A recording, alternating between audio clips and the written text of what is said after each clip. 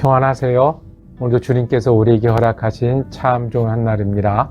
주님의 은혜가 아침부터 저녁까지 함께 하시는 귀한 한 날 되기를 축복합니다. 기도하며 시작합니다. 우리가 기쁠 때 찬양의 제목이 되시는 아버지 하나님, 또 우리가 힘들 때 구원을 위해 부르는 이름이 되시는 아버지 하나님, 하나님이 살아계셔서 감사합니다. 우리 곁에 계시니 감사합니다.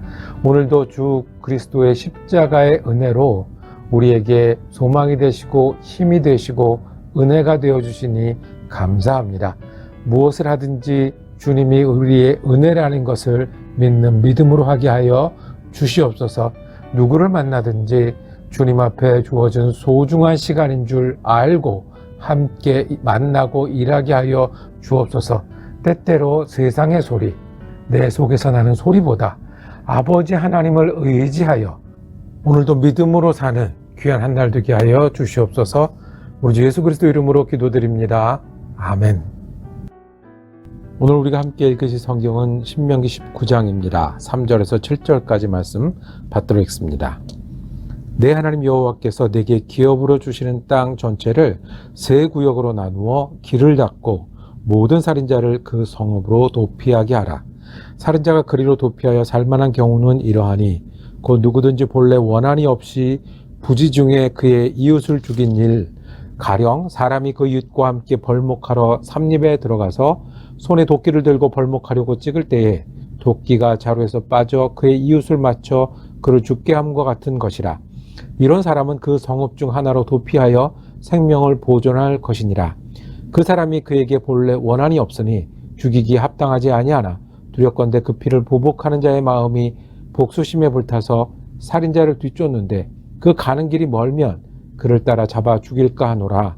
그러므로 내가 네게 명령하기를 세 성읍을 너를 위하여 구별하라 하노라. 아멘. 오늘 함께 읽으신 말씀을 중심으로 하나님의 계획 도피성이라고 제목 정하고 은혜 나누기를 원합니다. 도피성은 말 그대로 도망자들이 숨을 수 있는, 피할 수 있는 마을, 도시가 도피성입니다. 하나님이 이 유대 백성을 위해서 도피성을 준비하셨습니다. 숨어들 수 있는, 살인자들이 숨어들 수 있는 성을 준비하셨는데 이게 하나님의 계획이셨습니다. 이 이스라엘 백성을 위해서 도피성을 준비하신 하나님은 우리를 위해서도 계획을 가지고 계실까요? 예, 우리를 위한 도피성도 준비하십니다. 오늘 19장 3절에 도피성을 어떻게 만드는지 설명하십니다. 땅 전체를 세 구역으로 나누어서 길을 닦아라. 그래서 살인자가 그 성읍으로 도피할 수 있게 하라 말씀하십니다. 길을 닦으라는 것은 그쪽으로 가기 쉽게 도피성을 찾아서 숨기 쉽게 하라는 것입니다. 세 구역으로 나누라는 것은 이 뒤에 그 6절에도 나오지만 이 도피하는 기간이 너무 길면, 너무 멀어서 오래도록 가면 이 살인자가 잡히잖아요. 그러니 이 도망하는 사람이 쉽게 도망할 수 있게, 도피성을 찾을 수 있게 세 구역으로 나눠라 하는 거예요. 가깝게. 우리로 말하면 교회가 놀스부르크에 있으니까 놀스부르크에 하나 두고 저쪽 멀리 계신 분들이 있으니까 이 샴버그나 알링턴 하이츠에 하나 두고 또 시카고 북쪽에 하나 두고 해서 찾아가기 쉽게 만들어라. 그러니까 도망하도록 하는 거예요. 어떤 사람이 도망하냐면 살인자들이 도망하는데 이것도 하나님 계획이 있으세요. 살인자들이 일단 다 도망하는데 어떤 살인자가 이 성에 도피해서 사냐 하면 모르고 실수로 사람을 죽인 사람, 사고로 사람을 죽인 사람, 내가 실수로 죽였단 말이에요.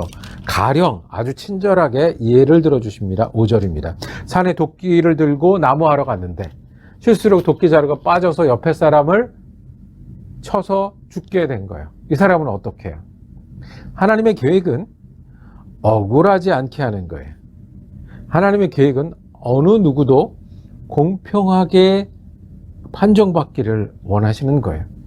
도끼로 실수해서 죽인 사람들은 이게 생명을 내어놓기가 억울하잖아요. 하나님의 계획은 외모로 보지 말라. 외모 때문에, 가진 것 때문에, 어디 출신 때문에 억울한 일 없게 하시는 거예요.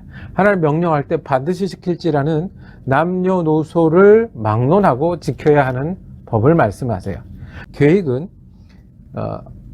도피성에 숨어든 사람이 하나님의 공평한 가운데 있길 원해요. 그래서 또 우리가 읽은 말씀 뒤에 보면 실제로 의도해서 살인을 해놓고 도피성에 도망한 사람들은 보호를 받지 못합니다.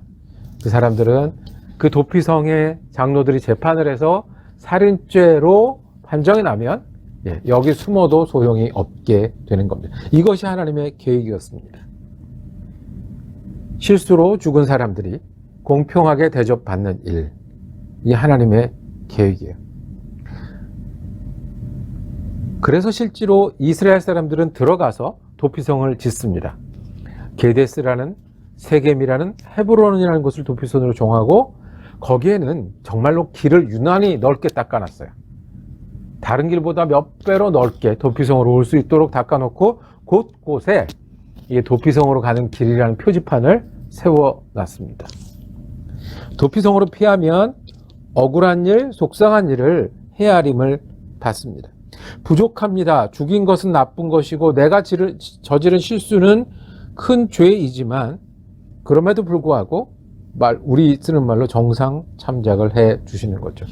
그렇게 이스라엘 백성들은 하나님의 계획에 따라 공평하고 평화롭게 살 수 있었습니다.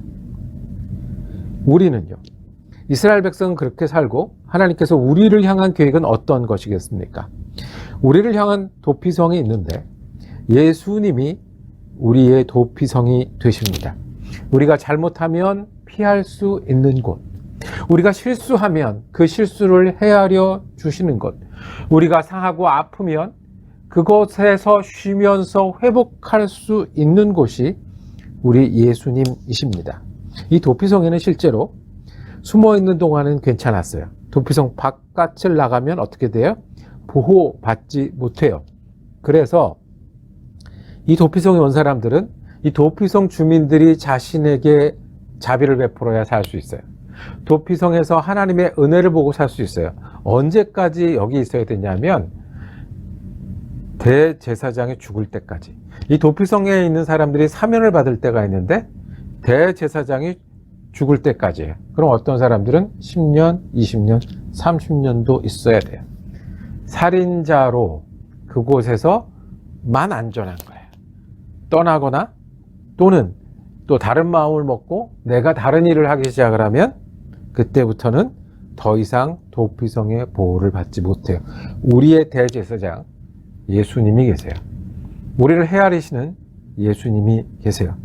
피할 수 있는 분이 예수님이시고 잘못한 일도 헤아리시는 분이 예수님이시고 거기서 자비를 얻고 은혜로 다시 시작할 수 있는 분이 예수님이세요. 하나님이 우리를 향한 계획이 있으신데 여전히 도피성입니다. 그 도피성은 예수 그리스도십니다. 삭개오가 나무에 올라가던 그 마음을 헤아려서 자비를 얻어 새롭게 출발할 수 있는 그 은혜의 주님이 우리 예수님이십니다. 헌금하고 싶지만 가진 게 없어서 동전 2개밖에 넣지 못하는 과부의 헌금을 크다 칭찬하시고 하나님께 인정받게 하는 그 예수님이 우리 예수님입니다. 지나가다 멀리 지나가는 예수님 앞에 눈 뜨게 해달라고 소리 지르는 그 소리를 들으시고 돌이키시는 그 예수님이 우리 예수님이십니다. 우리가 부족합니다. 우리가 죄를 짓습니다. 실수도 많이 합니다. 반복하는 것도 있습니다. 때로는 우리가 의도적으로 그렇게 하고 다른 사람들이 용납받지 못하는 죄를 범할 때도 우리 예수님은 도피성이 되십니다. 그래서 예수님은 우리 앞서 십자가를 지시고 그 보혈로 우리를 용서해 주시고 새 생명이 가능하게 해 주셨습니다.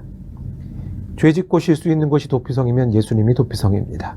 잘못을 다시 시작할 수 있는 곳이 도피성이라고 하면 그곳이 예수님이십니다. 안전하게 보호받고 그래서 새 소망을 가질 수 있는 곳이 도피성이라면 우리 예수님이십니다.